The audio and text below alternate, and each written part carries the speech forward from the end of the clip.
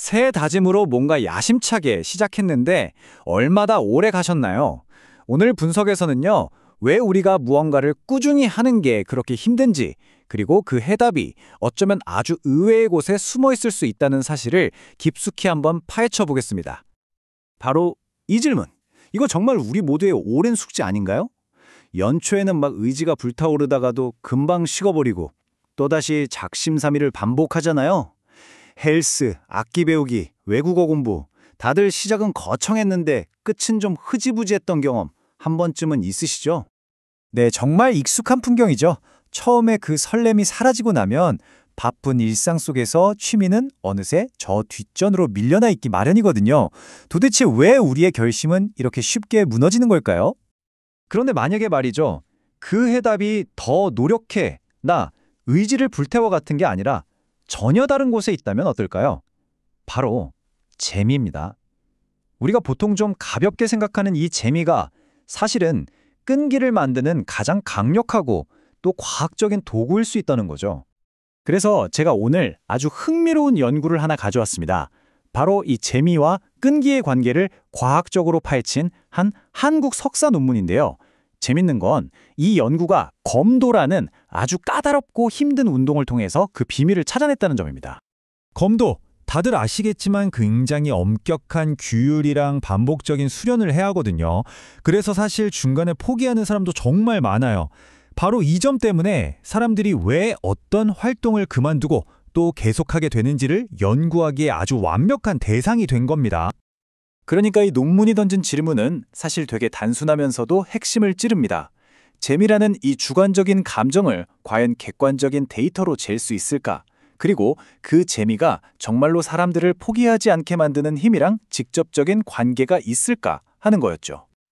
자, 이 연구가 어떤 그림을 그렸는지 한번 보세요. 아주 간단해요. 먼저 어떤 활동을 재미있다고 느끼게 만드는 구체적인 요소들이 있고요. 이 재미를 느끼다 보면 나 이거 좀 하는데?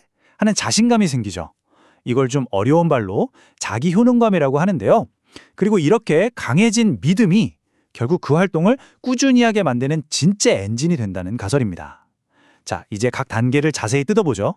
그럼 도대체 재미가 뭘까요? 이 연구는 재미라는 그 뜬구름 잡는 얘기를 아주 구체적으로 4가지로 딱 쪼갰습니다. 바로 이 4가지입니다. 첫째, 흥미. 이건 뭐 다른 이유 없어요. 그냥 그 자체가 너무 신나고 설레는 거. 둘째, 건강. 운동하면서 몸이 좋아지고 스트레스가 풀리는 그 느낌. 셋째, 사교. 혼자 하는 게 아니라 같이 땀 흘리고 으쌰으쌰 하는 그 소속감 있죠. 마지막으로 인정. 다른 사람들한테 실력 많이 늘었는데? 하고 칭찬받는 겁니다. 여러분의 취미는 어떤가요? 이 4가지가 잘 채워져 있나요?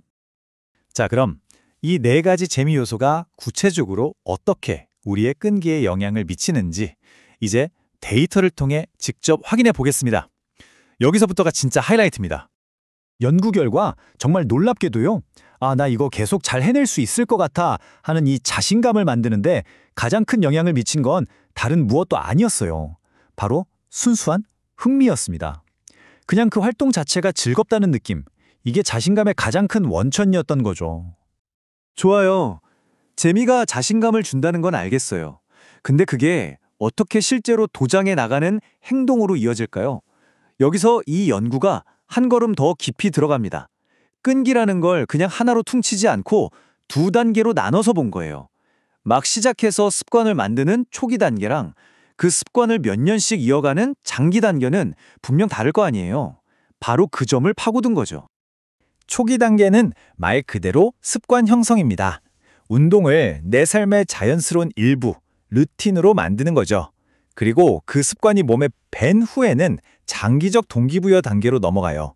슬럼프가 와도 힘든 일이 있어도 계속 나아가게 만드는 힘, 바로 그겁니다. 자, 놀라운 결과부터 말씀드릴게요. 어떤 활동을 이제 막 시작해서 습관으로 만드는 이 초기 단계에서는요, 다른 무엇보다도 순수한 흥미가 가장 결정적인 역할을 했습니다. 여기 데이터 한번 보세요. 정말 명확하죠? 흥미가 습관 형성에 미치는 영향력 수치가 무려 0.421이에요. 다른 요소들이랑 비교가 안 될 정도죠. 그 다음이 함께하는 즐거움, 사교였고요. 여기서 진짜 재밌는 건 건강해지는 느낌이나 칭찬받는 건 초반에는 별 힘을 못 썼다는 거예요. 일단 무조건 재밌어야 돼요. 그래야 또 가고 싶어지니까요. 하지만 이야기가 여기서 끝이 아닙니다. 진짜 반전이 있어요. 이걸 1년, 2년, 평생의 취미로 가져갈 때는 완전히 다른 녀석이 주인공으로 등판합니다. 바로 사교, 즉 커뮤니티의 힘이죠. 자, 이번엔 장기적인 관점의 데이터인데요.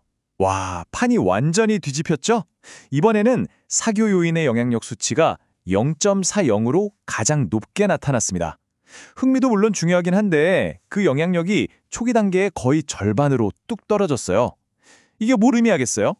결국 사람을 끝까지 가게 만드는 진짜 힘은 함께하는 사람들에게서 나온다는 겁니다. 그리고 이 모든 걸 아우르는 제가 보기에 이 연구의 가장 충격적인 숫자가 바로 이겁니다. 46.8%.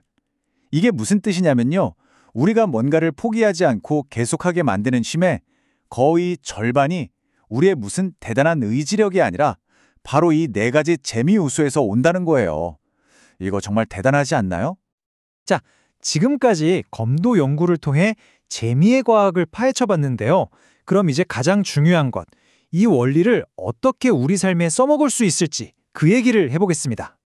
핵심은 이거예요. 이건 절대 검도에만 해당하는 얘기가 아닙니다. 여러분이 지금 하고 있거나 혹은 하고 싶어하는 그 어떤 활동에도 이 원리는 똑같이 적용되는 거의 만능 공식 같은 겁니다. 자, 이 슬라이드가 바로 여러분을 위한 실행 계획, 재미 설계 도구 상자입니다. 이 네 가지 질문을 스스로에게 한번 던져보세요. 시작할 땐 무조건 내가 끌리는 흥미를 쫓아가세요. 근데 이걸 오래 하고 싶다? 그럼 반드시 사교, 즉 같이 할 사람들을 만들어야 합니다. 그리고 작은 성취라도 서로 인정해주고 활동을 통해 얻는 건강 같은 긍정적인 변화를 꾸준히 확인하는 시스템을 만드는 거죠. 그러니까 오늘 분석의 핵심 결론은 이겁니다. 중요한 건 단순히 어떤 활동을 선택하는 게 아니에요. 그 활동을 계속할 수밖에 없게 만드는 재미 시스템을 의도적으로 똑똑하게 설계하는 겁니다. 이제 공은 여러분에게 넘어갔습니다. 맨날 의지박약이라고 자책만 했던 그 목표, 오늘 배운 이 네 가지 재미 도구를 가지고 어떻게 한번 새롭게 판을 짜보시겠어요? 어쩌면 꾸준함의 비밀은 여러분 생각보다 훨씬 더 즐거운 곳에 있을지도 모릅니다.